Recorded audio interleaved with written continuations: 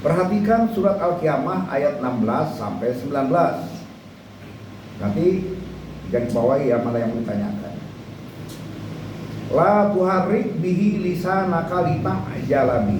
Janganlah engkau mengharapkan adanya akselerasi pemahaman dan realisasinya.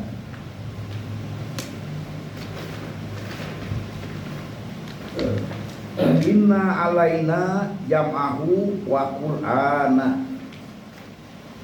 Karena sesungguhnya adalah hakku untuk pengumpulan dan penginformasiannya. Faidza qara'nahu fattabi qur'ana. Karenanya apabila kami informasikan, hendaklah kamu ikuti dia. Summa inna alaina bayana, dan adalah versiku dan adalah porsiku pula untuk penjelasan maupun penguraiannya. Saya dipahami itu, nanti tanyakan. Kemudian Quran surat Al-Isra ayat 9. Inna hadzal Qur'ana yahdi lillati hiya aqwam wa yubashshirul mu'minina alladzina ya'maluna sholihati anna lahum ajran kabira. Sesungguhnya Al-Quran ini adalah petunjuk bagi jalan kehidupan yang lurus dan merupakan tumpuan harapan kebahagiaan bagi orang-orang yang mukmin yang merealisasikan imannya ke dalam bentuk amal saleh, bahwa bagi mereka akan tersedia piala kemenangan dan keberhasilan. Dua, eksistensi Al-Quran. Eksistensi Al-Quran berbeda dari literatur-literatur lain, baik yang lahir di daerah sekuler maupun yang tergolong kitab-kitab keagamaan. Al-Quran bukanlah produk dari empirisme dan bukan pula hasil renungan, bukan hasil campuran antara rumus-rumus wahyu dengan hasil pemikiran manusia, tetapi semata-mata wahyu yang semenjak diturunkannya sampai sekarang belum dan tidak ada perubahan sedikit pun. Perhatikan surat Asy-Syura ayat 52. Nah, kasono. Wa kadzalika auhayna ilaika ruham min amrina ma kunta tadri mal kitabu walal iman. Walakin ja'alnahu nuron nahdi bihi man nasa'u min ibadina wa innaka latahdi ila siratim mustaqim. Dan seperti itulah kamu wahyukan kepada Muhammad penyelaras gerak yang bersumber kepada yang pasti dari kami. Engkau sendiri tidak memiliki pengertian apa itu Alkitab dan apa itu iman, tetapi sebaliknya kamilah yang mengolah ilmu itu menjadi cahaya penerang untuk memberikan bimbingan kepada siapapun yang menjadi pilihan kami. Dan sesungguhnya engkau telah kami pilih sebagai orang yang memperoleh bimbingan, pengertian dan kemampuan dalam merealisasi tata kehidupan utuh dan ampuh. Ayat ini dengan jelas menunjukkan bahwa Al-Quran bukanlah hasil imajinasi atau hasil pemikiran Muhammad, tetapi semata-mata wahyu Allah yang memiliki fungsi bimbingan penataan kehidupan sosial manusia yang tertuju kepada pencapaian dan tegaknya kesejahteraan yang merata, baik mental maupun material. Penjelasan ini pun merupakan perintah kepada Rasulnya untuk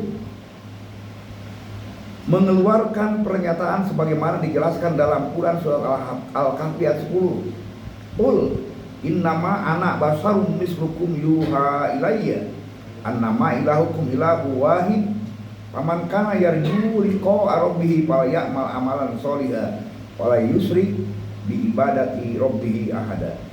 Nyatakan oleh Muhammad, sesungguhnya aku ini manusia biasa seperti kalian. Namun telah diwahyukan kepadaku bahwa sesungguhnya sumber gerak kalian itu berpangkal kepada sumber gerak yang tunggal, yaitu sumber gerak proses semesta alam. Dan karenanya barang siapa yang ingin menikmati kenyataan kehidupan sebagai realisasi ajaran Allah sebagai pembimbing kehidupannya, hendaklah ia berbuat tepat menurut garis-garis ajaran ilmu tersebut dan jangan sekali-kali mencampur adukan dengan motif-motif lainnya. Dan seterusnya, keterangan-keterangan tersebut dikukuhkan dengan deklarasi Allah sebagai tercantum dalam surat An-Najm ayat 3 dan 4. Wa ma yantiqu anil hawa in huwa illa wahyu yuha. Artinya, dan bukanlah ya Muhammad berbicara sebagai manifestasi subjektivismenya, tetapi sesungguhnya ini pembicaraannya itu semata-mata wahyu Allah yang diajarkan kepadanya.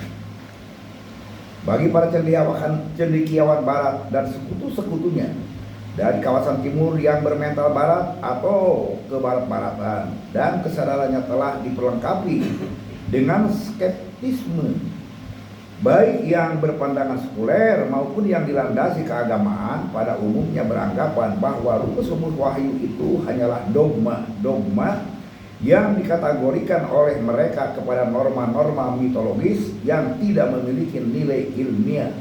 Patut disayangkan bahwa dalam menanggapi Al-Quran, skeptisme mereka kebanyakan banci karena tidak mempunyai lagi daya dorong untuk menyelidiki lebih lanjut dengan intensif sebagaimana mereka meneliti objek-objek lainnya.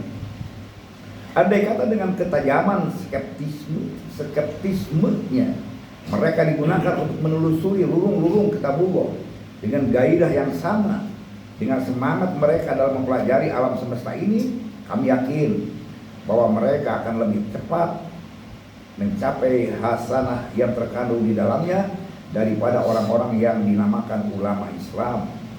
Dan kami yakin bahwa mereka akan lebih mampu untuk menggunakan hasanah itu untuk mengubah kondisi dunia yang taubahnya bagaikan sebuah gudang dinamit yang dikelilingi anak-anak iblis yang sedang asik bermain dengan api menjadi mahligai perdamaian dunia. Dan kami yakin bahwa mahligai perdamaian akan menjelma apabila kehidupan di atas bumi Allah yang telah merupakan antara gerombolan serigala haus darah ini telah tersentuh oleh pancaran nur ilahi yang akan mengubahnya menjadi taman kehidupan Bani Adam yang indah harmonis, di mana tiap-tiap individu merasa dirinya terpanggil untuk bertindak sebagai pesejahtera sesamanya. Sehingga dengan sendirinya akan menjelma suatu laras kemasyarakatan yang berproses di atas irama saling mensejahterakan sebagai unsur-unsur satu tubuh, suka dinikmati secara adil dan merata, duka ditanggung bersama tanpa pengecualian. Kemajuan sains dan teknologi hanya untuk diarahkan pada penaklukan alam bagi peningkatan kesejahteraan bersama dan harta kekayaan hasil cucuran keringat manusia tidak perlu lagi diboroskan bagi perlombaan dalam menciptakan sarana-sarana pemusnahan manusia dan kemanusiaan. 3. Fungsi Al-Quran. Fungsi Al-Quran sebagaimana dijelaskan Allah dalam surat Al-Baqarah ayat 1-5 sebagai berikut.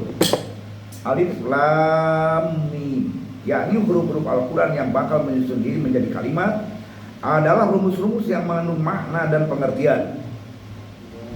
Dzalikal kitabu la raiba fihi hudal lil muttaqin, yakni itulah kitab Al-Quran adalah satu bentuk ajaran ilmu Allah yang seluruh isinya tidak ada yang patut diragukan untuk menjadi bimbingan bagi hidup dan kehidupan muttaqin. Alladzina yu'minuna bil ghaib wa yuqimuna sholata wa mimma razaqnahum yunfiqun, yaitu orang-orang yang beriman terhadap yang gaib, senantiasa menegakkan salat dalam seluruh aspek kehidupannya, dan mereka mau mengeluarkan dari sebagian rezeki yang kami berikan. Walladzina yu'minuna bima unzila ilaika wa ma unzila min qablik wa bil akhirati hum yuqinun, dan mereka yang bersikap iman dengan Al-Quran yang diajarkan Allah kepada Muhammad, demikian pula sikap mereka terhadap kitab-kitab sebelumnya dan terhadap akhirat sebagai titik akhir, sebagai proses sejarah hidup dan kehidupan ini diyakini pula. Ulaika ala hudam min rabbihim wa ulaika humul muflihun. Mereka pula orang-orang yang telah menempatkan gaya hidup dan kehidupannya di atas bimbingan ajaran pembimbing mereka, dan orang-orang seperti mereka lah yang pasti bakal memenangkan kebahagiaan. Dan dijelaskan lagi dalam surat Al-Baqarah ayat 85. Syahrul Ramadan alladzi unzila fihil Qur'an hudal linnas wa bayyinatin minal huda wal furqan. Pada bulan Ramadan diturunkan Al-Quran yang kandungannya A. Bimbingan bagi kehidupan manusia, B. Penjelasan tentang rumus-rumus ayat yang tergolong pada kelompok bimbingan bagi kehidupan manusia, C. Garis pemisah antara norma-norma kehidupan yang bernilai positif, konstruktif dengan yang bernilai negatif, destruktif bagi fungsi manusia. Jadi kesimpulannya adalah bahwa Al-Quran merupakan bimbingan bagi manusia agar ia menempati misi eksistensinya sebagai khalifatullah fil ardi, yaitu pengemban amanah Allah untuk menuangkan prinsip-prinsip norma-norma kepastiannya yang berfungsi sebagai asas dalam penyantunan tata irama gerak proses semesta alam yang indah sentosa ke dalam tertib jalinan tata budaya manusia, agar dengan demikian dapat dibangun kehidupan yang aman, damai, dan sejahtera bahagia. Mengenai prinsip-prinsip bimbingan tersebut, Al-Quran menegaskan dalam surat Ar-Rahman 1-9, Ar-Rahmanu 'allamal Qur'ana wa laqal insana 'allamahul bayan, asy-syamsu wal qamaru husbanun wa najmu wasyajaru yasjudan, was-samaa'a rafa'aha wa wada'al mizan, alla tatghaw fil mizan wa aqimul wazna bil qisti wa la tufsirul mizan. Istilah Ar-Rahman yakni dia Allah yang telah mengajarkan ilmunya Al-Quran. Dia pula yang telah menciptakan manusia dan menjadikan manusia sebagai objek pembahasan pokoknya. Allah mengajarkan sistem penjelasan yakni benda-benda fisika organis yang terdiri dari matahari dan satelit-satelitnya diletakkan Allah di atas ajas pastinya.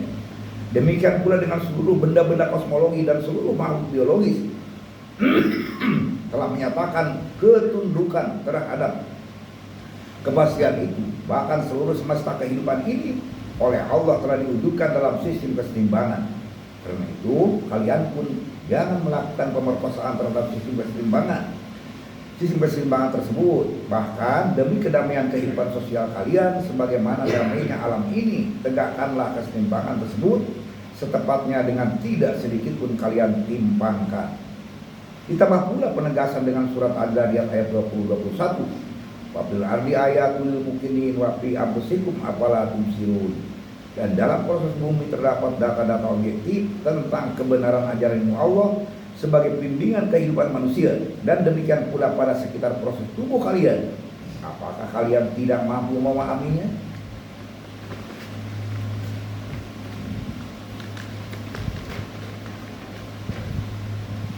Sehubungan ini Rasulullah SAW memberikan penjelasan sebagai berikut. Masal mu'minina fi tarahumihim wa tawadihim wa ta'atufihim kama salil jasadi idas taka udun pada ala usairul jasadi bisahi wal umam. Perhatikan gaya hidup manusia dalam jamaah, betapa tata ruhamanya dan saling mensejahterakannya, serta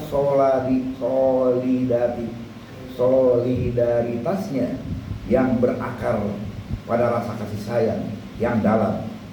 Taubahnya laksana dalam jalinan tertib irama yang indah yang berlangsung pada tubuh manusia.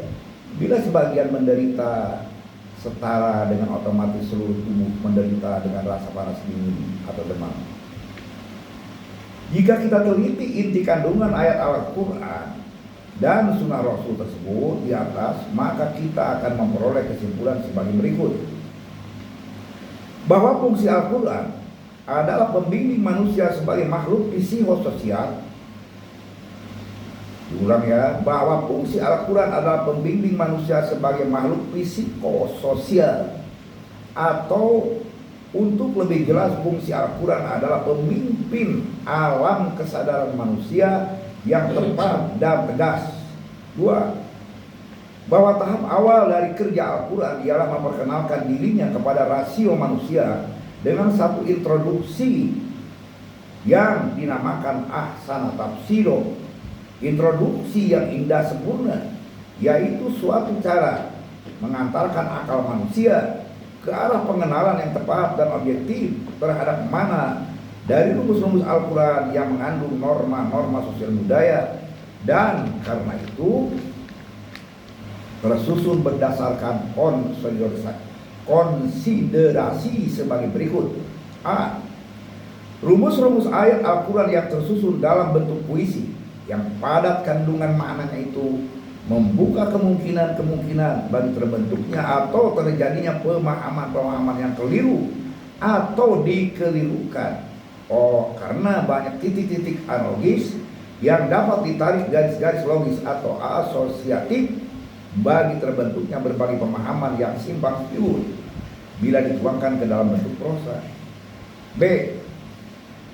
Daerah keilmuan dari kandungan pokok Al-Quran adalah sosial budaya yang objek selidiknya tidak dapat dijangkau daya pengenalan yang objektif dari akal manusia secara langsung dan tepat. C.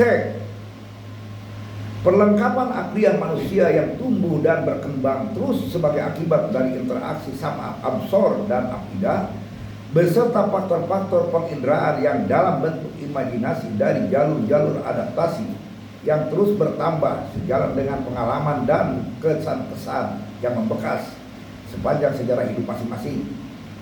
Sepanjang sejarah hidup masing-masing individu yang berbeda-beda satu dengan lainnya dalam kualitas dan kuantitas atau variasi-variasi sesuai dengan kondisi lingkungan alam dan lingkungan sosial sejarah hidup masing-masing. Hal ini pun merupakan faktor yang menimbulkan aneka ragam pemahaman yang berbeda-beda terhadap ayat Al-Quran. D. Sebagai contoh, jika kita selusuri kembali sejarah hidup masing-masing, kita akan berjumpa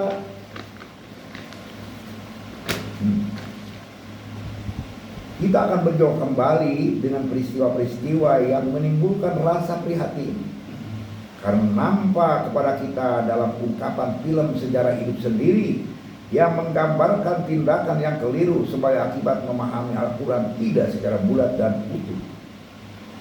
Dari uraian singkat ini kita memperoleh kesimpulan bahwa faktor-faktor manusia adalah makhluk psikososial yang menjadi objek utama Al-Quran dan merupakan faktor dalam usaha kita dan merupakan faktor inti dalam usaha kita untuk dapat menikmati bimbingannya dalam menyelami lubuk-lubuk Bahrul Ulum. Banget ya Bahrul Ulum, lautan ilmu. Lubuk-lubuk Bahrul Ulum, tempat tersimpannya hazanah pembendaharaan maknawi dari kitabullah yang sangat kita hayati sebagai senjata utama dalam perjuangan hidup untuk mencapai tujuan pokok, yaitu kebahagiaan dunia dan akhirat. 4. Kandungan makna Al-Quran sebagai garis-garis besarnya bahwa makna Al-Quran adalah menggambarkan tidak ada pengabdian di dalam kenyataan gerak hidup dan kehidupan ini kecuali menurut satu kepastian dari Allah. Hal ini dapat kita simak dari Al-Quran surat Al-Anbiya ayat 103. Qul innama yuha ilayya annama ilahukum ilahu wahid fahal antum muslimun. Katakanlah olehmu, sesungguhnya Al-Quran sudah diwahyukan kepadaku, hanyalah sumber gerak kehidupan yang hakiki, maha tunggal. Oleh karenanya hendaknya kalian mengabdikan diri kepada Allah. Persoalan makna Al-Quran terbagi kepada dua pokok. 1. A. Muhkamat. B. Mutasabihat. Perhatikan surat Ali Imran ayat 7. Walladzi anzala 'alaikal kitaba minhu ayatun muhkamatun kunna ummul kitab wa ukharu mutasyabihat. Fa'ammal ladzina fi qulubihim jaybun fayattabi'una ma tasabaha minhu ibtiga'al fitnah wa ibtigha'a ta'wili wa may ya'lamu ta'wilahu illallah warasihuna fil ilmi yaquluna amanna bi ulun min indi rabbina wa ma yadzakaru illa ulul albab. Sesungguhnya Allah telah mengajarkan kepadamu Alkitab Al-Quran yang dari isi Al-Quran itu adalah ayat-ayat muhkamat yang menjadi isi pokok Alkitab, dan selain dari itu adalah ayat-ayat mutasabihat. Maka adapun orang-orang yang jahil anggapannya mereka hanya mengikuti kepada ayat-ayat mutasabihatnya saja untuk membuat fitnah di permukaan bumi ini, dan mereka membuat takwilnya sendiri, padahal tidak ada yang mengetahui takwilnya kecuali menurut yang diajarkan Allah, yakni mutasabihat harus dihubungkan dengan muhkamat. Dan sesungguhnya orang-orang merealisasikan tindakannya menurut ajaran ilmu Allah semuanya menyatakan, sesungguhnya kami beriman terhadap Al-Quran muhkamat dan mutasabihat. Kedua-duanya merupakan ajaran ilmu Allah, namun tidak menyadari terhadap Al-Quran itu kecuali orang-orang yang mampu menggunakan akalnya. Pengertian mukamat. Mukamat adalah masdar akar kata dari ahkama, yahkumu, ihkaman, menjadi mukamatun, yang artinya atqona fil hukmi, menghayati hukum norma-norma kehidupan. Jadi mukamat adalah ayat-ayat Al-Quran yang menjelaskan tentang kehidupan manusia yang meliputi perintah Allah dan larangannya. Atau dengan rumusan lain, mukamat adalah ayat-ayat Al-Quran yang mempunyai sasaran langsung pada af'al atau mukallaf, pekerjaan orang yang diwajibkan, yaitu merupakan kaidah tentang arkan Islam, norma-norma pembinaan. Mukamat sama dengan undang-undang tingkah laku manusia atau kaidah-kaidah hukum yang normatif dan bersifat instruktif perintah.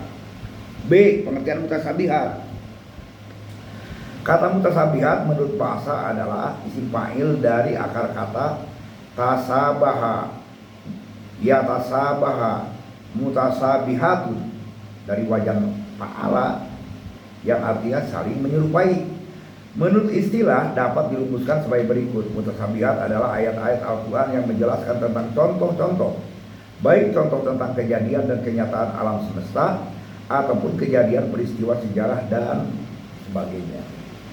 Dalam rumus lain dapat dikatakan bahwa mutasabihat adalah ayat-ayat Al-Quran yang tidak menempatkan af'al mukallaf sebagai sasaran langsung, tetapi berisi kaidah-kaidah keilmuan secara umum, yaitu semua yang ngaji di depan fikih semuanya, sebagai pembentuk dan pemantap pandangan hidup, yaitu kaidah-kaidah gerak semesta alam dan kaidah-kaidah sejarah alamin dan khusus.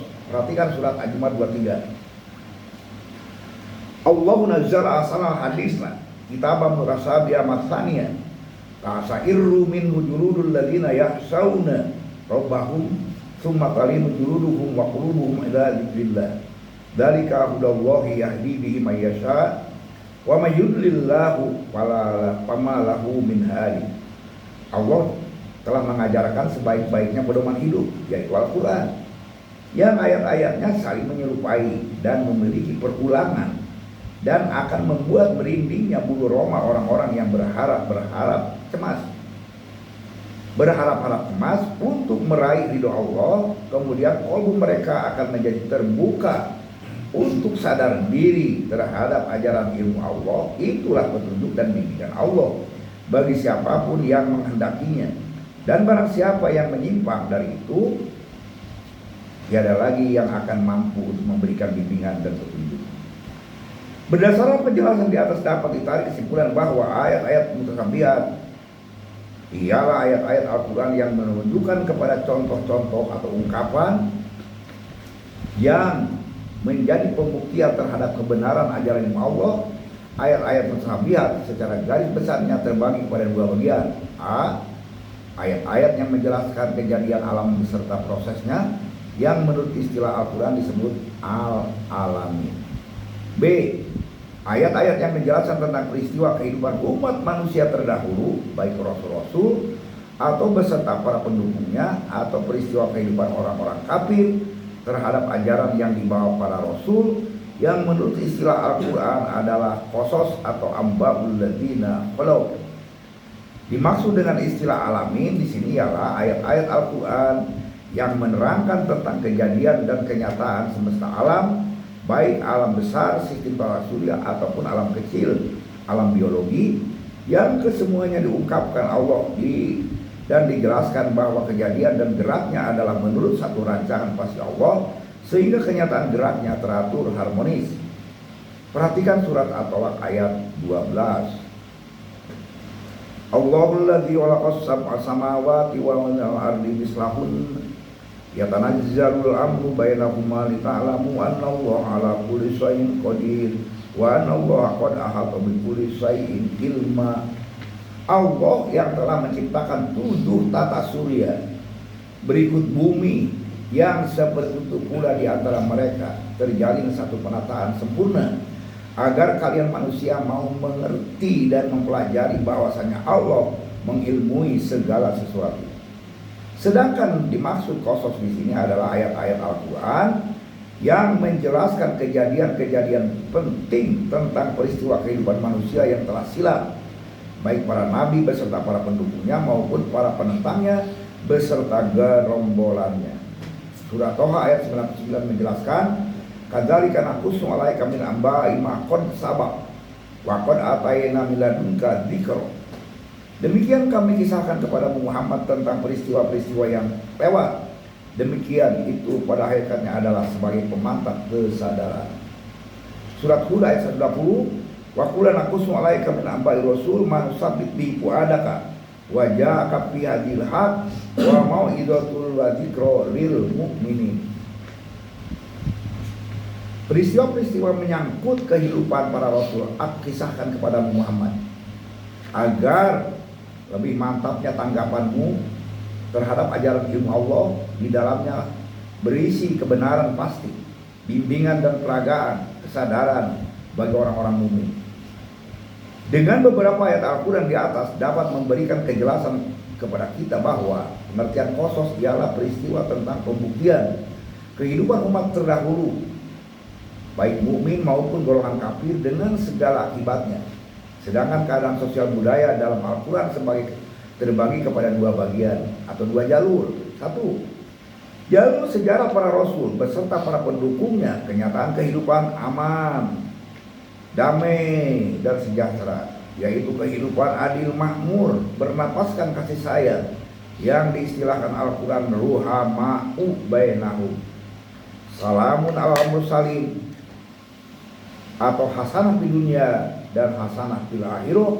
Kenyataan ini sebagai imbalan dari penataan hidup persis menurut ajaran ilmu Allah, dan itu pun akan berlaku pula bagi kita manakala kita pun menata kehidupan semodel itu. Dua, jalur sejarah umat yang kehidupannya tidak menurut itu, kenyataan kehidupannya penuh huru-hara dan kemelut, yaitu kehidupan yang saling baku hantam, saling memeras dan lain sebagainya. Ini adalah akibat logis dari sikap mereka yang diistilahkan Al-Quran walahum azabun azim.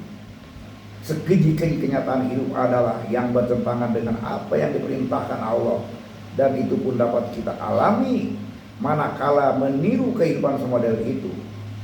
Kedua jenis ayat-ayat alamin dan Qasas mempunyai kedudukan sama, yaitu sebagai pembuktian kebenaran ajaran ilmu Allah yang diistilahkan Al-Quran wa min ayatihi. 5. Sistematik Tanjil Al-Quran sebagai pedoman pelaksanaan jamaah menurut sunnah Rasul. Wahyu pertama yang diterima Nabi Muhammad ditanjilkan Allah melalui malaikat Jibril adalah surat Al-Alaq ayat 1-5. Iqra bismillahirrahmanirrahim, nyatakan sikapmu untuk menyusun hidup menurut ilmu yang diajarkan Allah pembimbingmu, yang juga seasas dengan ilmu yang ditetapkan bagi penciptaan dan penataan alam semesta. Pemahamannya dari ayat 1 surat Al-Alaq ini, perintah kepada manusia yang menerima Tanjil Al-Quran menurut sunnah Rasul harus menyatakan sikap. 1. Pernyataan Bismillahirrahmanirrahim. 2. Pernyataan syahadat asyhadu an la ilaha illallah wa asyhadu anna muhammadar rasulullah. Yang dimaksud dengan pernyataan Bismillah adalah sikap siap untuk menjadi khalifatullah fil ardi di dalam satu kepemimpinan dalam jamaah. Penjelasan Bismillah adalah dalam Al-Quran surat Al-Baqarah ayat 163, wa ilahukum ilahu wahidul la ilaha illa huwa rahmanur rahim. Dan sumber gerak kalian adalah sumber gerak yang tunggal, tidak ada lagi perintah kecuali menurut Dia yang telah mengajarkan ilmunya Al-Quran pembina kehidupan kasih sayang. Kenapa demikian tafsirannya? Jawabannya, sikap iman adalah harus taat Al-Quran menurut sunnah Rasul yang diperintahkan oleh pimpinan jamaah atau umaro. Quran surat An-Nisa 59, ya ayyuhalladzina amanu atiullah wa atiur rasul wa ulil amri minkum. Hai orang-orang yang telah menyatakan sikap iman, taatilah ajaran ilmu Allah menurut sunnah Rasul, yaitu diperintahkan oleh umaro di dalam jamaah. Yang dimaksud pernyataan syahadat adalah wajib mendukung kelancaran jamaah dengan pengorbanan diri, waktu, dan harta. Kenapa demikian tafsirannya? Jawabannya adalah syahadat itu pembinaan diri seseorang untuk menjadi mukmin atau orang-orang yang beriman. Kebenaran sikap iman ditegaskan dalam surat Al-Hujurat ayat 15. Innamal mu'minuna alladzina amanu wa rasulihi summa lam yartabu wa jahadu bi amwalihim wa anfusihim fi sabilillahi ulaika humus shadiqun. Sesungguhnya yang disebut al-mu'minun itu hanyalah orang-orang yang telah terlebih dahulu menyiapkan dirinya untuk dibentuk oleh ajaran Allah menurut sunnah Rasulnya, yaitu bersahadat. Kemudian sedikit pun tidak pernah meragukannya, dibuktikan oleh kemauan jihadnya, berbuat menurut tuntutan ajaran ilmu Allah melalui harta benda dan diri mereka demi lancarnya dinul Islam. Nah, orang-orang seperti itulah yang benar-benar sikap imannya. 2.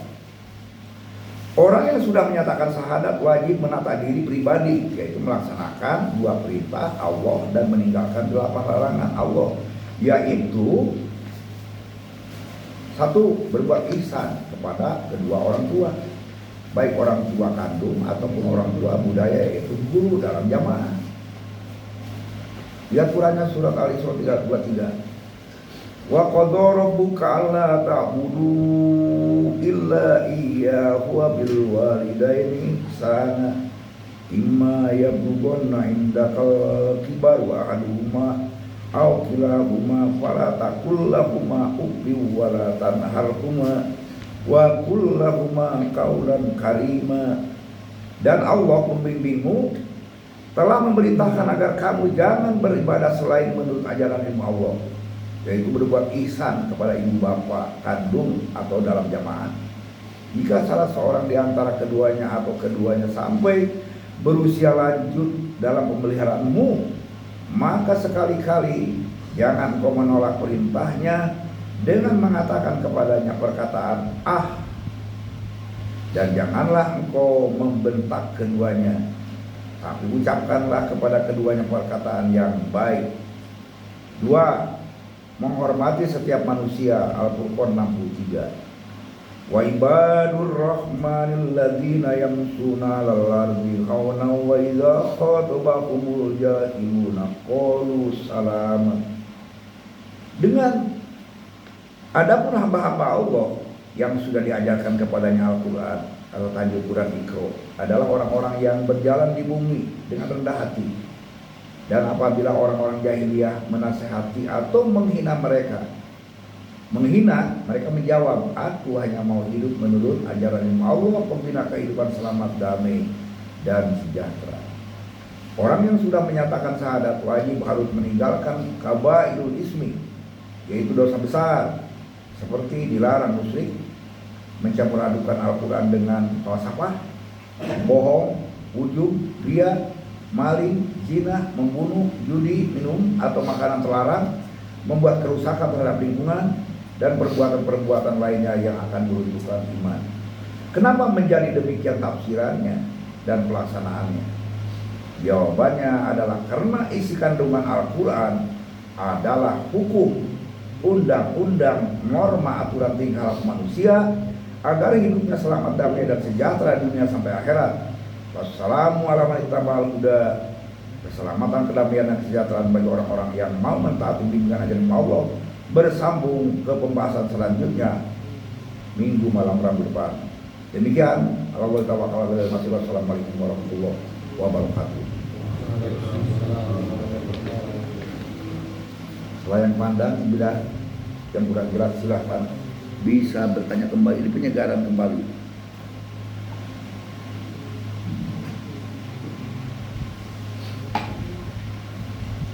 Harus sering dibaca di kitab itu. Jadi banyak ingatan.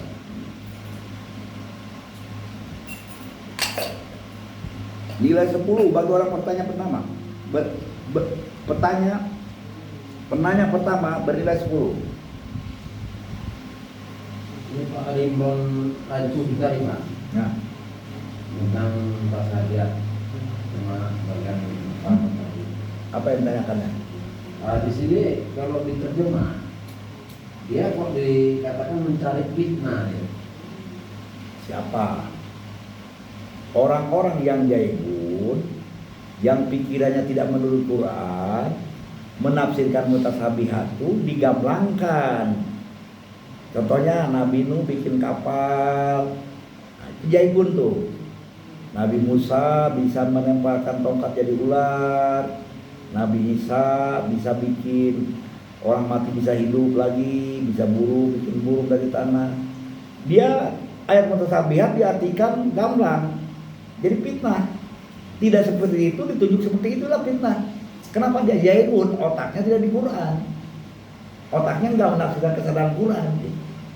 Fa'amal ladina jaibun, orang yang sakit pikirannya dikuasai falsafah, maka dia mentafsirkan mutasyabihat seadanya, bukan jadi ungkapan. Sedangkan orang-orang yang rosihun sehat pikirannya, ayat mutasyabihat akan dihubungkan dengan muhkamat. Gitu. Ya, bisa paham tuh. Jadi kalau orang artikan seadanya itu tadi, Nabi Adam di surga makan buah uldi, seadanya aja di situ, ya itu tadi jadi fitnah, menjadikan timbul fitnah.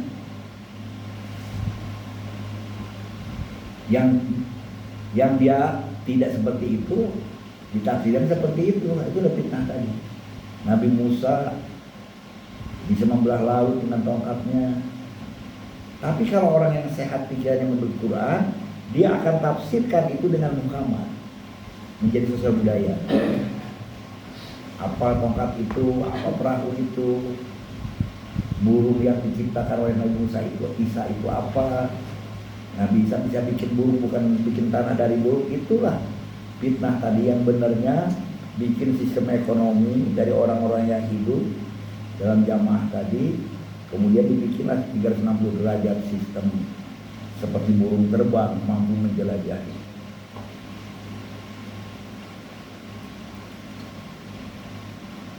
Jadi Nabi Isa bisa menghidupkan orang buta, orang nggak tahu bagaimana pedoman sistem ekonomi, dia bukakan matanya, dia bukakan pikirannya.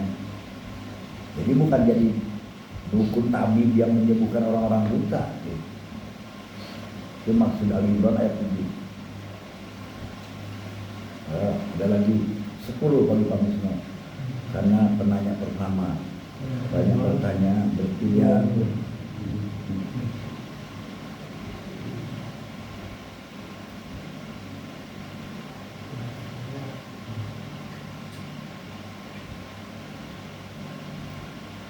Tadi kan dijelaskan gini, kalau orang barat gitu, kalau orang barat yang sudah memahami alam ini, skeptismenya tadi dia tidak banci, dua-duanya dia dengan memahami Quran, dia langsung memahami alam, dipahami Qurannya, namanya ulama Islam itu kalah.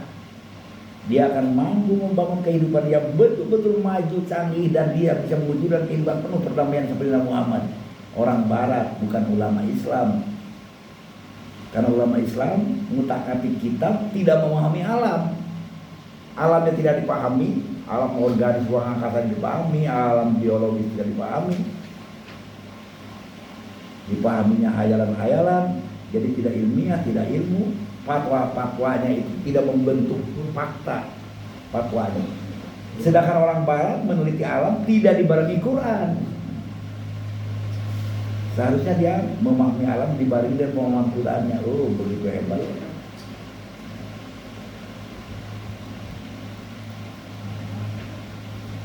Kalau di skeptisme itu Pak, pengertian dari bahasa Yunani kuno, penolakan masalah keduniawian gitu.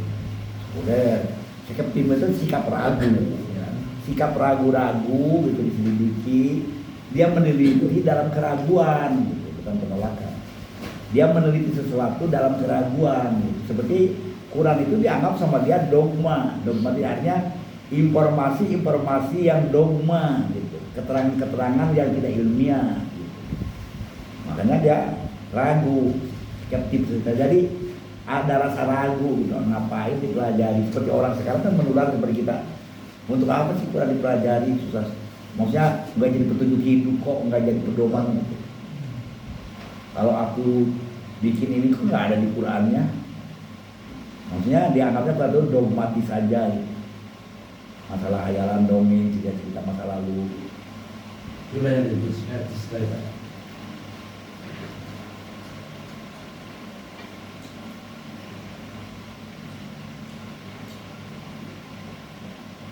Seolah-olah Allah tadi mengajarkan Quran tadi, padahal kita tengok aja Nabi Muhammad kok bisa mengubah dunia hanya dengan Quran, bisa mengubah dunia pada waktu itu.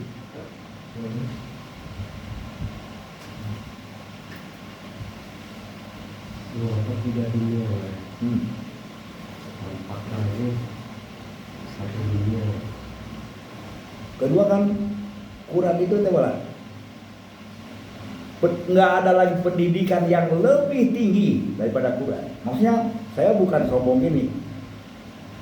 Penjelasan Quran yang disampaikan oleh kita ini di atas segala pendidikan di dunia ini. Jadi nggak ada orang lebih pintar dari kita gitu. Kalau kita betul-betul tadi membahas Quran tadi, ini bukan skeptis Quran tadi, bukan dogma gitu. Dibahas Quran secara ilmiah, secara akademi gitu. Dibawa di forum akademi gitu. Bukan dibahas di lingkungan gelap manusia-manusia apa tadi. Makanya orang-orang yang ngaji Quran tadi walaupun nggak duduk pernah di sekolah di akademi, dia akan menjadi orang-orang pintar. Buktinya dulu Nabi itu juga, zaman Nabi para sahabat. Misalnya kita sekarang mau orang sarjana hukum pasti kalah sama kita. Sarjana ekonomi, teori kedokteran, orang-orang yang apa tadi di akademi tadi yang bangga-bangga dengan falsafah pemahaman di fakultasnya. Kalau di Quran tadi, jadi kita Quran membahas bukan mengikuti Quran yang diterjemah sekarang. Kita harus mampu mengungkap dengan gaya bahasa yang betul-betul tinggi, gak kalah sama dunia pendidikan sekarang gitu. Jadi jebolan-jebolan pengajian ini kalau duduk dengan sama-sama orang yang pernah sarjana-sarjana yang pernah duduk di akademi, gak kalah ngomong. Mau ngomong kemana gitu. Jadi harus belajar tuh benar-benar. Jadi Quran itu unggul nih. Seperti zaman Nabi tadi, akademi Romawi itu duduk berlutut kepada Quran. Seperti kita sekarang, saya udah dari UIN, udah doktor S3, ayo ngomong Quran, ngomong kehidupan lah, ngomong manusia lah, ngomong Islam lah, ayo. Apa hebatnya dia? Pasti dia nggak ada ilmiahnya gitu. Sepinter-pinternya yang orang belajar tahu gitu, nggak ada ilmiahnya. Sepinter-pinternya orang jago fikih, nggak ada ilmiahnya. Kalau kita Islam itu bukan seperti itu. Islam itu pas untuk kehidupan manusia, masalah ekonomi, sosial, budaya, dan harus menang sekarang. Nah, jadi apalagi udah sistem pesantren, kiai-kiai. Cuman paling bacanya bukan seperti itu, tajwidnya bukan kepada ilmu pemahaman Qurannya. Idghamnya bukan seperti itu, mad wajibnya nggak sampai-sampai. Nah, padahal Quran itu pemahaman yang harus mengerti tentang tata laksana kehidupan. Sekarang dipersulit dengan Quran tadi ke tata bahasanya, cara mengucapkannya. Ya namanya kita bukan orang Arab pasti sulit, tidak seperti Arab gitu. Nggak mungkin bisa sama. Orang Jawa harus sama dengan orang Arab dulu, nggak mungkin. Tapi pemahaman makna yang terkandung dalam Quran itulah yang harus kita ketahui. Jadi jangan memalingkan persoalan ke situ gitu. Inti pokok Quran itu huda, pedoman, petunjuk. Quran itu kan diturunkan Allah huda linas, petunjuk hidup manusia. Wa bainakum huda, ada penjelasan tentang petunjuk itu. Wal furqan, kemampuan memisahkan mana salah mana benar. Nah, setelah ilmiahnya gimana? Coba gak kalah sama akademi ini. 5 syarat ilmiah tolak ukur Quran. 1, pola memandang absolut. Kalau kita membangun sosial budaya, tidak boleh lahir dari manusia. Dari manusia itu politik tadi mempengaruhi orang menurut pikirannya, menurut Golkar, menurut PDI, menurut Nasdem. Ini enggak absolut. Dari mana? Dari ilmu. Dari Allah ilmu. Nah, kalau mau damai kita gini. Nah, Pola memandang absolut, bukan kemauan A, bukan kemauan B, tapi A, B nerima yang mutlak dari wahyu dan alam. Kalau Anda mendamai, kalau menurut mau Anda, saya nggak setuju. Nah, Anda pun kalau menurut saya pasti Anda nggak setuju. Jadi kita selamanya perang pikiran. Oke, berarti ilmiahnya Quran, pola mana absolut. Tidak bisa diganggu oleh siapapun di bumi Allah ini. Gak ada manusia yang memiliki dunia, semua hamba yang punya ilmu Allah, alam dari Allah, Quran dari Allah. Gak ada manusia yang memiliki dunia ini. Semua kita hamba Allah yang pasti mati. Itu titik ya, absolut. Dua, tentu objek pembahasan Quran hanya dua. Satu, alam, bagaimana penciptaan alam, kejadiannya, sistem kerjanya.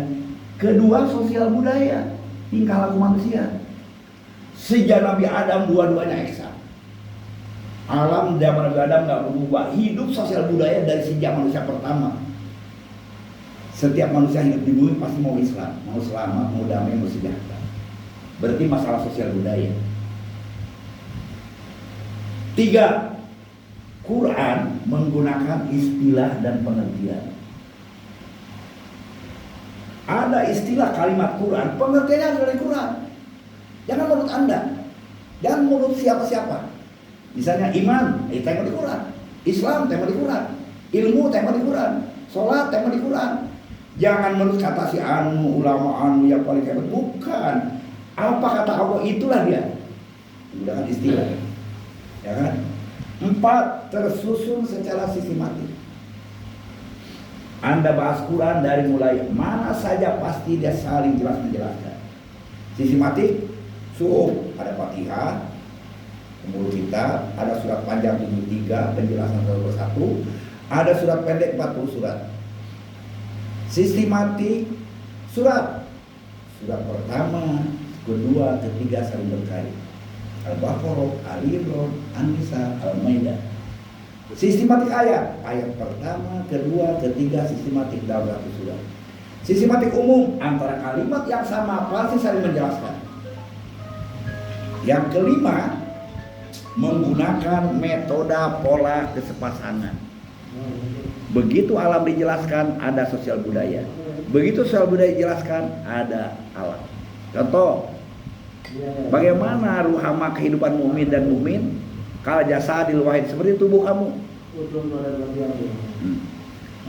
Dengan mengenai tubuh aja manusia bisa mengerti apa ruhama. Bagaimana hubungan mukmin dan mukmin, kalbunyan, seperti bangunan.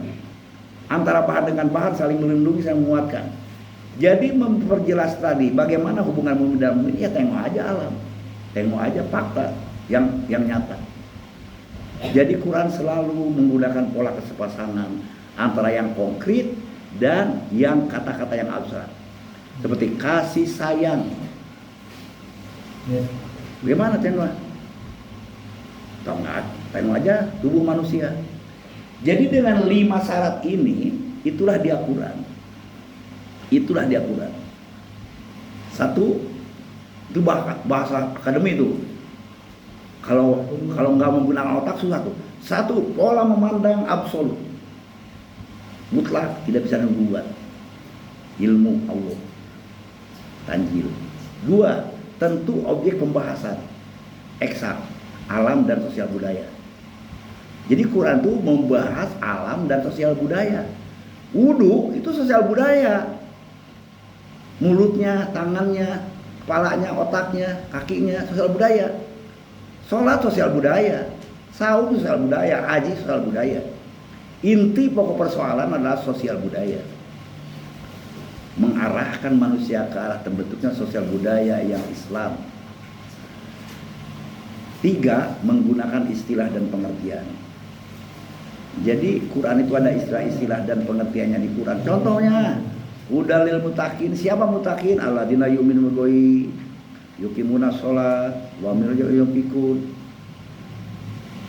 4, tersusun secara sistematik. Yang kelima, menggunakan metode pola kesepasangan. Ini mah kalau diajarkan di mahasiswa itu Semua pemahaman yang namanya Islam terguling. Kalau ini sudah sampai ke akademik. Bukan gini kita, bukan buka-buka coba Quran, tidak sistematik, tidak bisa mampu mengunggul pembahasan, bukan seperti orang-orang ini. Kita punya konsep dari A sampai Z secara sistematik. Bukan ngaji temporer, ngaji ini nggak jelas pemahamannya, bisa dipertanggungjawabkan ke dunia, bisa dipertanggungjawabkan kepada Allah, bisa dicoba bahwa inilah kebenaran yang betul-betul rasional. Tapi orang-orang yang dibahas itu kadang-kadang enggak mensyukuri gitu pemahaman tadi. Enggak, itu namanya manusia. Jadi itulah saudara-saudara nilai Al-Quran yang kita pelajari.